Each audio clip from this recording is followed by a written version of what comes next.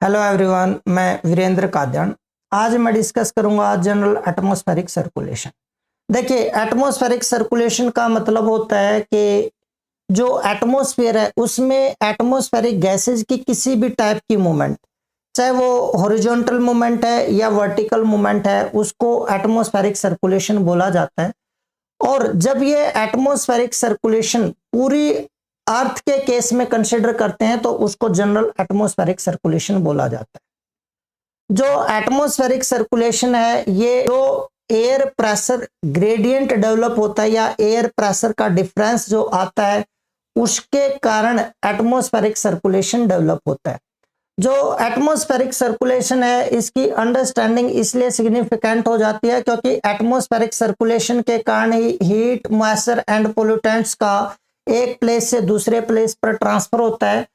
Cyclones की development या anti cyclones और जेट स्ट्रीम्स की डेवलपमेंट भी एटमॉस्फेरिक सर्कुलेशन के कारण होती है। जितने भी वेदर रिलेटेड चेंजेस हैं वो भी एटमॉस्फेरिक सर्कुलेशन के कारण ही पॉसिबल है। अगर एटमॉस्फेयर में कोई मूवमेंट नहीं होती, सर्कुलेशन नहीं होता, तो वेदर रिलेटेड चेंजेस भी नहीं होते। और आप लोग जानते हैं कि जो वेदर रिलेटेड चेंजेस हैं, ये अर्थ के ऊपर जो लाइफ पैटर्न है या लाइफ का जो सर्वाइवल है उसके लिए काफी इंपॉर्टेंट है। तो इसलिए एटमॉस्फेरिक सर्कुलेशन को जानना जरूरी है। एटमॉस्फेयर के जनरल सर्कुलेशन का मतलब है कि कंप्लीट अर्थ के ऊपर जो एटमॉस्फेरिक मूवमेंट होती है और जो विंड पैटर्न डेवलप होता है उसको जनरल एटमॉस्फेरिक सर्कुलेशन बोलते हैं। मींस एटमॉस्फेरिक सर्कुलेशन किसी लोकल एरिया पर भी हो सकता है, लेकिन जनरल एटमॉस्फेरिक सर्कुलेशन की अगर हम बात करते हैं तो कंप्लीट ग्लोब पर एटमॉस्फेयर में जो मूवमेंट है उसका पैटर्न क्या है उसकी स्टडी की जाती है जनरल एटमॉस्फेरिक सर्कुलेशन में। जो जनरल एटमॉस्फेरिक सर्कुलेशन है, इसको मेनली टू फैक्टर्स कंट्रोल करते हैं। One is unequal distribution of heat energy, means unequal distribution of temperature, जिसके कारण अर्थ पर जो एयर प्रेशर ग्रेडियंट है इसकी डेवलपमेंट होती है और एयर की मूवमेंट होती है। सेकंड फैक्टर है रोटेशन ऑफ द अर्थ और Coriolis effect. Rotation of the अर्थ के कारण जो डिफरेंट लैटिट्यूड्स हैं या अर्थ के डिफरेंट पार्ट्स हैं उनमें एंगुलर मोमेंटम में वेरिएशन आता है, जिसके कारण जो अर्थ के ऊपर एयर की मूवमेंट है उसमें डिफ्लेक्शन आता है। अर्थ की रोटेशन और कोरियोलिस इफेक्ट के रिगार्डिंग मैंने वीडियोस डाली हुई हैं, और जो एंगुलर मोमेंटम है, रोटेशन ऑफ द अर्थ है, कोरियोलिस इफेक्ट है, इसको मैंने डिटेल में बता रखा है। डिस्क्रिप्शन में आपको प्लेलिस्ट मिल जाएगी, वहां से जाकर आप इन वीडियोस को देख सकते हैं।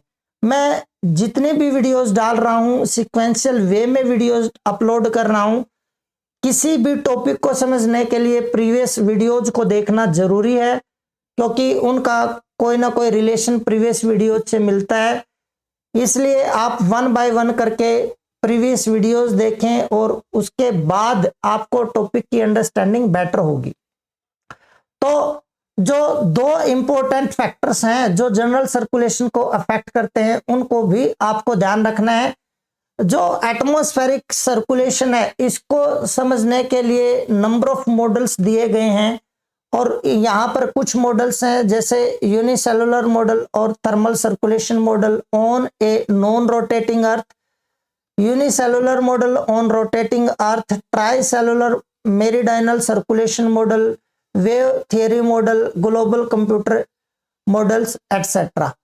तो यहां पर मैं ये सारे मॉडल्स डिस्कस नहीं करूंगा। इनमें सबसे इंपॉर्टेंट मॉडल है ट्राइसेलुलर मेरिडाइनल सर्कुलेशन मॉडल, इसको मैं यहां पर डिस्कस करूंगा। बाकी अगर आपको अदर मॉडल्स पर भी वीडियो चाहिए तो आप कमेंट बॉक्स में लिख दीजिएगा, मैं definitely separate videos in models पर बना दूंगा।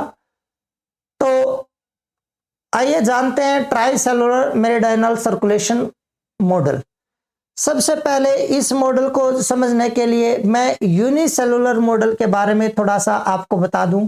देखिए, जो यूनिसेलुलर मॉडल है ये हेडले ने दिया था और ये 1735 में मॉडल दिया गया था। हेडले ने यह बताया था कि जो इक्वेटर है, इस इक्वेटर पर जो टेम्परेचर होता है ये हायर होगा और हायर टेम्परेचर के कारण इक्वेटर से एयर की असेंडिंग होगी दोनों पोलवर्ड। अगर इधर नॉर्थ पोल इधर साउथ पोल है तो दोनों पोलवर्ड ये एयर मूव करेगी और उसके बाद ये पोल्स पर जाकर डिसेंड कर जाएगी। पोल पर हाई प्रेशर होगा और वहां से एयर इक्वेटर वर्ड मूव करेगी। तो यहां पर आप देख रहे होंगे इक्वेटर से एयर अपवर्ड मूव की, फिर पोलवर्ड दोनों हेमिस्फीयर में ये मूव करेगी और उसके बाद जैसे जैसे ये पोलवर्ड मूव करेगी इसकी कूलिंग होगी और नॉर्थ पोल पर जाकर डिसेंड कर जाएगी। इसी टाइप से साउथ पोल पर जाकर डिसेंड कर जाएगी। यहां पर हाई प्रेशर की डेवलपमेंट होगी और यहां से इक्वेटर वर्ड एयर मूव करेगी, फिर इक्वेटर पर हीटिंग के कारण असेंडिंग होगी और ये इस टाइप से एक कंप्लीट सेल बनेगा एक हेमिस्फीयर में। और पूरी अर्थ पर इस टाइप से दो ही सेल्स बनेंगे। तो एक हेमिस्फीयर में एक सेल बन रहा है। तो इस मोमेंट के बेस पर, इस सर्कुलेशन के बेस पर हेडले ने मॉडल डिजाइन किया जिसको यूनिसेलुलर मॉडल कहा गया। लेकिन इस मॉडल से फेरल महोदय सेटिस्फाइड नहीं थे तो उन्होंने 1856 में एक नया मॉडल दिया जो था try cellular meridional circulation model. इन्होंने ये कहा था कि ये जो सेल है ये सिंगल सेल नहीं है जो इक्वेटर से पोल्स तक डेवलप होती है। इन्होंने ये कहा कि इक्वेटर से पोल्स तक दोनों हेमिस्फीयर में तीन तीन सेल्स की डेवलपमेंट होगी और ये तीनों सेल्स की जो प्रेजेंस होगी ये हर मेरिडियन पर होगी, हर लॉन्गिट्यूड पर होगी। इसलिए इस मॉडल का नाम दिया गया try cellular meridional circulation model. क्यों? क्योंकि हर मेरिडियन पर, ईच लॉन्गिट्यूड पर, ईच मेरिडियन पर 3 सेल्स की डेवलपमेंट होती है। जो एटमॉस्फेरिक सर्कुलेशन के सेल्स हैं मैं उनकी बात कर रहा हूं। इसका मतलब है एक हेमिस्फीयर में 3 सेल्स की डेवलपमेंट होगी और ये जो सेल्स होंगे ये एटमॉस्फेरिक सर्कुलेशन को बताएंगे। और ये कौन कौन से सेल थे? ट्रॉपिकल एरिया में ट्रॉपिकल सेल और हेडले सेल। जो मिड लैटिट्यूड्स हैं वहां पर पोलर फ्रंट, मिड लैटिट्यूड और फेरल सेल। और जो हायर लैटिट्यूड्स हैं वहां पर पोलर और सब पोलर सेल। ये 3 सेल्स की डेवलपमेंट फेरल ने बताई है। तो जो विलियम फेरल है उनका जो मॉडल है उसको एक बार देख लेते हैं, या जो एटमॉस्फेरिक सर्कुलेशन फेरल ने बताया है उसको एक बार यहां पर समझ लेते हैं। देखिए आपको यहां पर 3 सेल्स दिख रहे होंगे। ये यहां पर 30 डिग्री लैटिट्यूड है, ये 30 डिग्री लैटिट्यूड है, येलो लाइन आपको दिख रही होगी। ये 60 डिग्री लैटिट्यूड है, फिर एक येलो लाइन दिख रही होगी। ये पोल का एरिया है और ये जो येलो लाइन आपको दिख रही है ये है 0 डिग्री लैटिट्यूड इक्वेटर।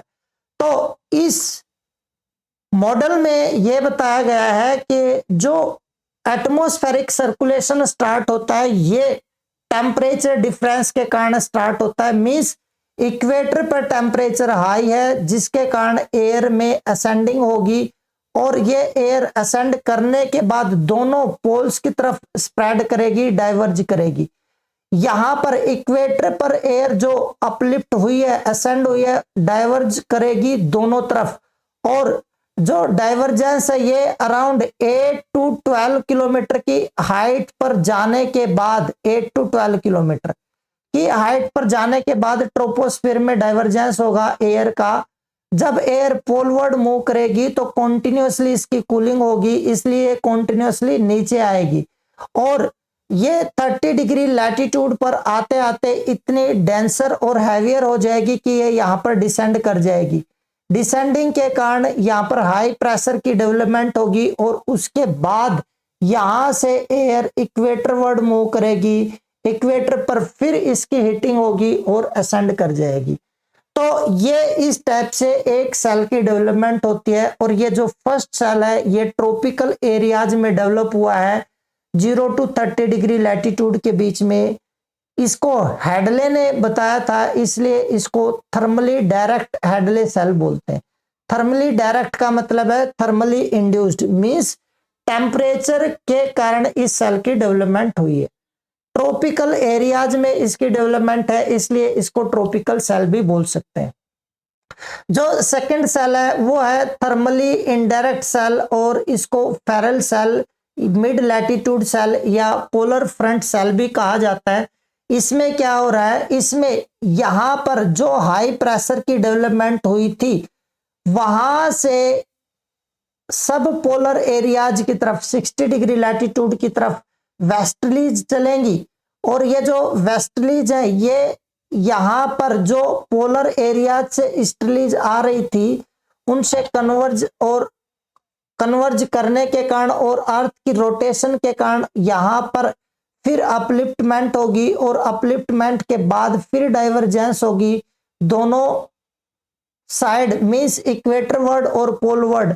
और ये जो एयर होगी ये ग्रेजुअली जब सब ट्रॉपिकल एरिया की तरफ मूव करेगी तो कूलिंग के कारण इसके 30 डिग्री लैटिट्यूड के आसपास फिर से डिसेंडिंग होगी, और ये इस टाइप से कंप्लीट एक सर्कुलेशन एयर का देखने को मिलेगा।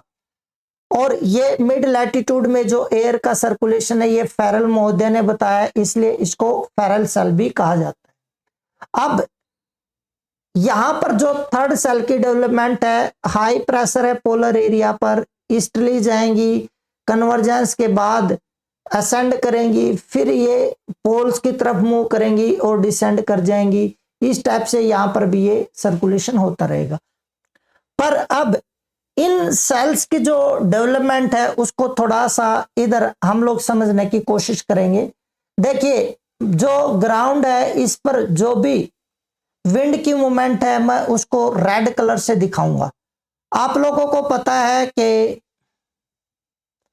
यहां पर 30 डिग्री लैटिट्यूड से इक्वेटर की तरफ, 30 डिग्री लैटिट्यूड से इक्वेटर की तरफ विंड्स आ रही हैं। जब विंड्स यहां पर आ जाएंगी तो विंड्स की असेंडिंग होगी। ये विंड्स की असेंडिंग हुई इस टाइप से, इस टाइप से विंड्स की असेंडिंग हुई। असेंडिंग के बाद विंड्स फिर अपोजिट डायरेक्शन में मूव करेंगी इस टाइप से, और फिर विंड्स की डिसेंडिंग हो जाएगी यहां पर जाकर इस टाइप से। तो आप देख पा रहे होंगे कि सब ट्रॉपिकल हाई प्रेशर एरिया से जो विंड्स की डायरेक्शन है वो है नॉर्थ ईस्ट से साउथ वेस्ट की तरफ, और यहां पर आप देखिए अपोजिट डायरेक्शन में साउथ वेस्ट से नॉर्थ ईस्ट की तरफ। तो ये जो सर्कुलेशन है एटमॉस्फेयर में ये हेडले सेल में है। यहां पर जो ट्रेड विंड्स हैं ये इसके एंटी मूवमेंट हो रही है, और इसको नीचे वाली जो विंड्स हैं इनको ट्रेड विंड्स बोला जाता है। अभी मैंने विंड्स के बारे में डिटेल में नहीं बताया है, अलग से मैं सेपरेट वीडियो बनाऊंगा जिसमें विंड्स के टाइप्स के बारे में डिस्कस करेंगे। तो ये नीचे ट्रेड विंड्स हैं और इसके ऊपर बिल्कुल अपोजिट डायरेक्शन में जो विंड्स हैं वो है anti trade winds, anti trade winds. और इस सेल में ये बताया जाता है कि ये जो एंटी ट्रेड विंड्स है ना ये रेगुलर हैं, क्योंकि रेगुलरली ही ग्राउंड से सप्लाई हो रही है और अपवर्ड मूवमेंट हो रही है। तो ये जो एंटी ट्रेड विंड्स हैं ये कॉन्टिन्यूस और रेगुलर विंड्स हैं जो अपोजिट डायरेक्शन में मूव कर रही हैं ट्रेड विंड्स के। उसके बाद 30 डिग्री लैटिट्यूड से विंड्स सब पोलर एरियाज की तरफ जाएंगी। सब पोलर एरियाज की तरफ जो विंड्स जाएंगी वो सब पोलर एरियाज पर कन्वर्ज करने के बाद अपवर्ड मूव करेंगी, और अपवर्ड मूव करने के बाद फिर वो इस डायरेक्शन में मूव करेंगी और वापस डिसेंड कर जाएंगे यहां पर। तो आप यहां पर देख रहे होंगे इस एरिया में कौन सी डायरेक्शन होगी विंड्स की, ये है वेस्टर्लीज। तो ये वेस्टर्लीज है, और वेस्टर्लीज के ठीक अपोजिट डायरेक्शन में ईस्टर्लीज है। इसका मतलब है वेस्टर्लीज ग्राउंड पर है, अपर एटमॉस्फेयर में ईस्टर्लीज है। तो ये जो डायरेक्शन है अपर पार्ट में एटमॉस्फेयर के बिल्कुल अपोजिट है लोअर पार्ट से। इसी टाइप से आप यहां पर देखिए जो पोलर एरिया है, पोलर एरिया पर नीचे अर्थ सरफेस पर ईस्टर्लीज आएंगी, फिर ये ईस्टर्लीज अपवर्ड मूव कर जाएंगी कन्वर्जेंस के बाद, यह है ईस्टर्लीज और इस डायरेक्शन में मूव करेंगी, बिल्कुल अपोजिट डायरेक्शन है मींस वेस्टर्लीज होंगी और फिर ये पोलर एरियाज पर जाकर डिसेंड कर जाएंगी। तो यहां पर आप देख रहे हैं 3 सेल्स हैं, ये थर्मली डायरेक्ट सेल है, हेडले सेल, ट्रॉपिकल सेल। ये थर्मली डायरेक्ट नहीं है, थर्मली इनडायरेक्ट है, डायनेमिक फैक्टर के कारण डेवलपमेंट हुई है। और जो मैं ये टर्म्स यूज कर रहा हूं ऑलरेडी मैं प्रेशर बेल्ट्स के डेवलपमेंट में इनके बारे में बता चुका हूं। और ये thermally induced means thermally direct cell है। अब यहां पर जो ये मॉडल दिया गया है, जो ये सर्कुलेशन बताया गया है, ये फेरेल के अकॉर्डिंग है। देखिए जहां पर एयर कन्वर्ज करती है, कन्वर्ज, वहां पर डेवलपमेंट होती है साइक्लोन्स की। और साइक्लोन्स का मतलब है लो प्रेशर एरिया जहां पर चारों तरफ से विंड्स आकर कन्वर्ज करते हैं और फिर वो सर्कुलेट करते हैं लो प्रेशर एरिया के चारों तरफ, उसको साइक्लोन बोलते हैं। जहां पर विंड डाइवर्ज करेंगी, डाइवर्ज का मतलब है हाई प्रेशर एरिया होगा और सब डायरेक्शंस में एयर की आउटवर्ड मूवमेंट होगी, उसको डाइवर्जेंस बोलते हैं। ये साइक्लोन के एंटी एटमॉस्फेरिक सर्कुलेशन है, इसलिए इसको एंटी साइक्लोन बोला जाता है। तो आप यहां पर देख रहे होंगे इस एरिया में कन्वर्जेंस है विंड्स की दोनों हेमिस्फीयर में, यहां पर विंड्स की डाइवर्जेंस है। तो जहां कन्वर्जेंस है उसके अपोजिट अपर एटमॉस्फेयर में डाइवर्जेंस है। यहां पर क्या हो रहा है, कन्वर्जेंस हो रही है, इस साइड से भी विंड्स आ रही है, इस साइड से भी, और इसके नीचे क्या हो रहा है, डाइवर्जेंस हो रहा है।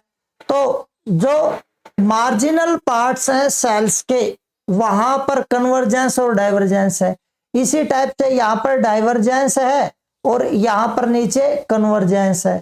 तो अर्थ के ऊपर ये जो मॉडल है डिफरेंट एरियाज में कन्वर्जेंस और डाइवर्जेंस एंड हीट ट्रांसफर के बारे में बताएगा। जैसे हीट ट्रांसफर की अगर बात करें तो ये कुछ इस टाइप से आपको दिख भी रहा होगा, यहां से एयर अपवर्ड मूव की और अब ये एयर अपवर्ड मूव करने के बाद किस साइड आई, 30 डिग्री लैटिट्यूड सब ट्रॉपिकल एरिया में डिसेंड कर गई। अब डिसेंड करने के बाद ये वेस्टर्लीज की फॉर्म में इधर गई, फिर असेंड कर गई और फिर पोलवर्ड गई और फिर पोल पर डिसेंड कर गई। तो क्या आपको नहीं लग रहा है कि इक्वेटर से उठी हुई एयर वो डिफरेंट डायरेक्शन में मूव करते हुए, कभी असेंड करते हुए कभी डिसेंड करते हुए अल्टीमेटली पोल पर पहुंच गई, इसी टाइप से साउथ पोल पर पहुंच जाएगी। अब जो पोल पर जो एयर है वो देखिए किस टाइप से इक्वेटर पर आएगी, रेड कलर में।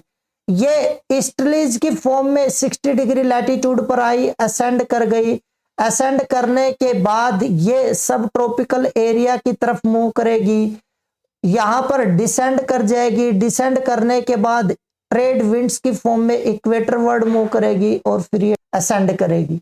तो इस टाइप से आप देख पा रहे हैं कि इक्वेटर से पोल्स की तरफ और पोल से इक्वेटर की तरफ एटमॉस्फेरिक मूवमेंट है, एटमॉस्फेरिक सर्कुलेशन है। पर फेरेल्स के अकॉर्डिंग ये 3 कंप्लीट सेल्स की डेवलपमेंट है। पर बाद में जब एटमॉस्फेरिक नॉलेज बढ़ा, अपर एटमॉस्फेयर के बारे में इंफॉर्मेशन कलेक्ट की गई, तो ये ऑब्जर्व किया रोशबी जी ने कि जो मिड लैटिट्यूड सेल है ना, इसमें अकॉर्डिंग टू फेरेल कौन सी डायरेक्शन होनी चाहिए थी विंड्स की। अकॉर्डिंग टू फेरेल विंड्स की जो डायरेक्शन होनी चाहिए थी, यहां पर कौन सी डायरेक्शन है, ये वेस्टर्लीज है, और जब ये ऊपर उठेंगी तो इस डायरेक्शन में मूव करेंगी, बिल्कुल अपोजिट। तो ये कौन सी डायरेक्शन हो जाएगी, ये ईस्टर्ली हो जाएगी। जैसे यहां पर ये वेस्ट की तरफ जा रही हैं, सॉरी वेस्ट से ईस्ट की तरफ जा रही हैं, तो ये वेस्टर्लीज है। अब ये ईस्ट से वेस्ट की तरफ आ रही हैं अपर एटमॉस्फेयर में, तो ये ईस्टर्लीज है। पर फेरल के अकॉर्डिंग ऐसा है, रोसबी महोदय ने नोटिस किया, ऑब्जर्व किया कि ये जो फेरल सेल है इसमें ऊपर जो ईस्टर्लीज होनी चाहिए थी वो ईस्टर्लीज नहीं है, वहां पर वेस्टर्लीज हैं।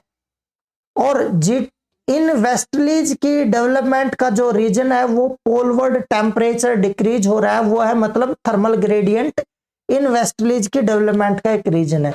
ट्रेवार्था ने ऑब्जर्व किया कि जो फेरल सेल में फेरल के अकॉर्डिंग ईस्टर्लीज की डेवलपमेंट होनी चाहिए अपर ट्रोपोस्फियर में, वैसा नहीं है, बल्कि लॉन्ग वेव्स और जेट स्ट्रीम्स की डेवलपमेंट है।